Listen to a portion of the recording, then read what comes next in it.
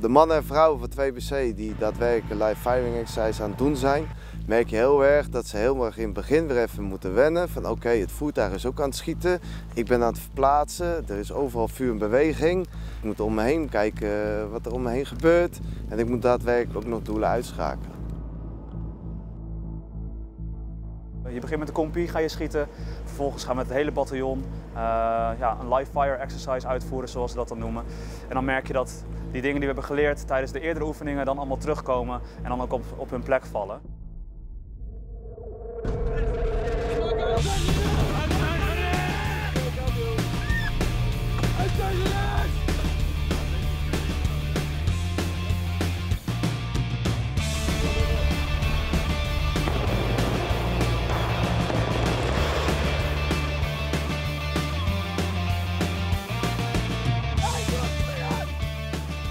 Een breaching-operatie gedaan in combinatie met een genie. Dat zij een hindernis moeten doorbreken. De infanteriepelotons beveiligen die gaan dus een heel bos doorheen waar zij dus ook weer contact krijgen.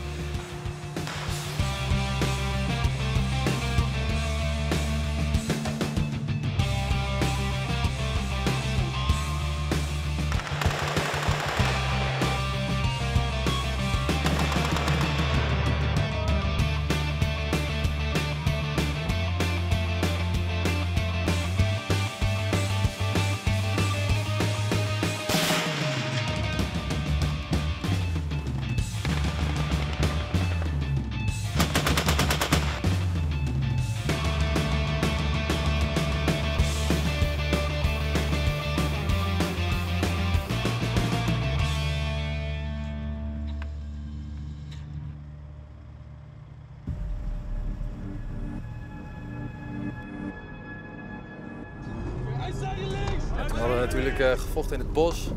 Toen kregen we te horen dat we een inbraak gingen doen op de loopgraven. Nou, met de mensen die we daar toen waren zijn we snel in het voertuig gestapt. Het voertuig heeft ons naar de loopgraven toegebracht. Snel uitgestegen, hebben we een inbraak gedaan op de loopgraven. En daar zijn we toen het gevecht gaan vervolgen.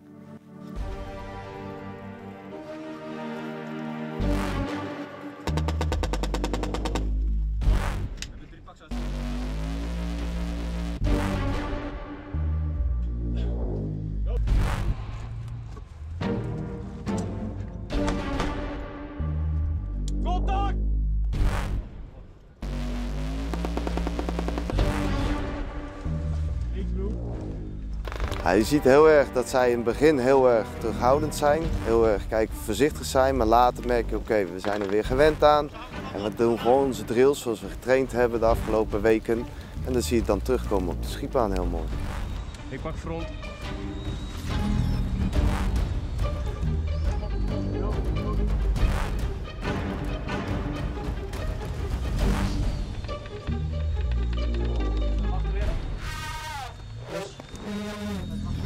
Ook tijdens het gevecht in de loopgraven kunnen de voertuigen ons steunen. De loopgraven zijn natuurlijk hartstikke lang. Er zijn allemaal hoeken waar we van beschoten kunnen worden. De voertuigen nemen een deel van de loopgraven onder vuur, zodat wij veilig kunnen doorverplaatsen.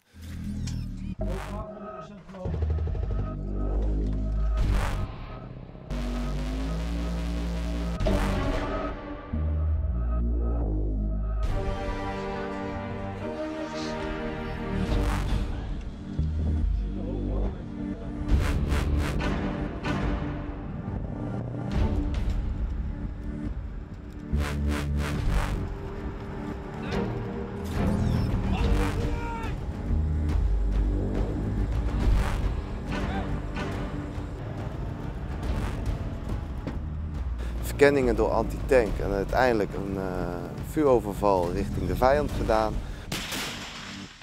Dus zo komen alle facetten aan bod binnen een live firing exercise.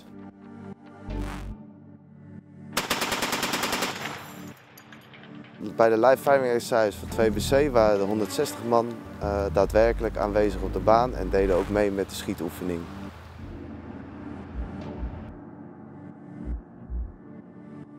Nou, naast het optreden in het bos trainen we nu ook veel in het stedelijk gebied.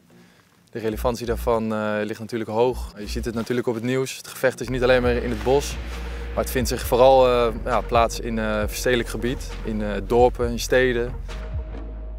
Dan is natuurlijk overal zijn dreigingen. Elk huis heeft een raam, elk huis kan gebruikt worden om een antitankwapen in te zetten tegen onze voertuigen.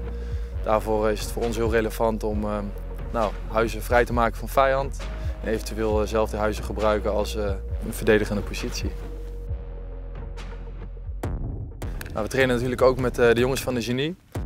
We zijn aan het trainen met de instap. De infanterie die komt bij een huis. De deuren die zijn dicht en die moeten wij explosief breachen.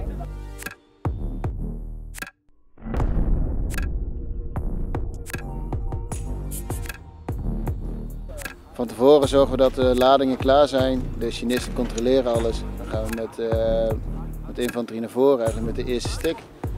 Dan controleren we de deur. De chinist plakt het op, zorgt dat alles goed komt. Dan gaan we terug achter de juiste locatie. Breach blinkt het omhoog en dan controleren wij alles nog. En dan detonatie. Je staat er natuurlijk achter zo'n scherm die je beveiligt voor eventuele fragmentatie van het hout van de deur of andere troep wat naar buiten komt vliegen. En dat houdt ook een klein beetje de schokgolf tegen. Ja, net wat groter dan vuurwerk. Je voelt het in je lichaam, je hoort het wel naar je toe komen. Ja, toch altijd een beetje spannend. Degene met het schild gooit het schild aan de zijkant en dan gaan we eigenlijk zo snel mogelijk het huis binnen om het verrassingseffect van de knal van het explosief erin te houden. En daarna gaan wij binnen ons werk doen.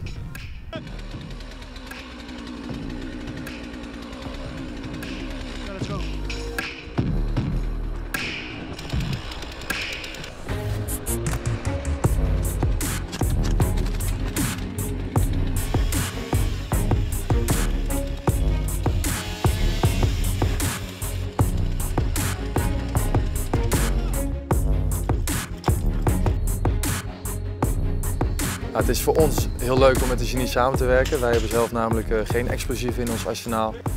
Dus voor ons, als we het te horen krijgen, als we met de genie deuren gaan opblazen, dat geeft ons natuurlijk ook een kick. Zodra de deur opblaast om naar binnen te gaan, dat is voor ons een leukere manier om te trainen dan zelf een deur te openen, dan wel een raam in te slaan. Shielden, terug.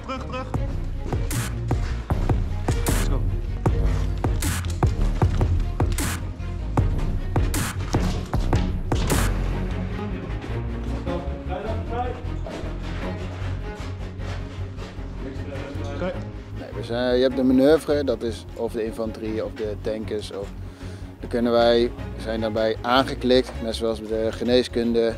Wij zijn dan aangeklikt bij de infanterie. En door samen te werken komen we er dan doorheen. Daarom trainen we ook veel in verstedelijk gebied. Juist omdat het zo gevaarlijk is en heel snel dingen fout kunnen gaan. Daarvoor kunnen we met scherpe munitie trainen in de shoothouse. Daar trainen we om huizen binnen te vallen, kamers vrij te maken van vijand, dan wel eventuele gevangene burgers te bevrijden. Je kunt je voorstellen, in een huis zijn we vrij dicht op elkaar. Het zijn allemaal hoeken, het zijn dode hoeken waar wij rekening mee moeten houden. Die schieten ook makkelijk door muren heen. Dus dat je niet op elkaar kan vuren door muren heen. Dus de plaatsing van het personeel is heel belangrijk.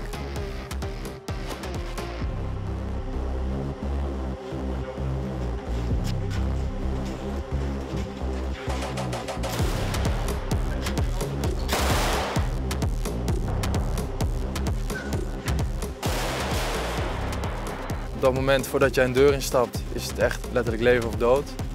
Want als zij eerst op jou vuren, dan heb je een groot probleem. Daarom is snelheid en agressiviteit bij de jongens heel belangrijk. Je moet snel een kamer in, je moet die kamer domineren. Je moet zorgen dat je controle krijgt over die kamer. De eventuele vijand die daar zit, moet uitschakelen.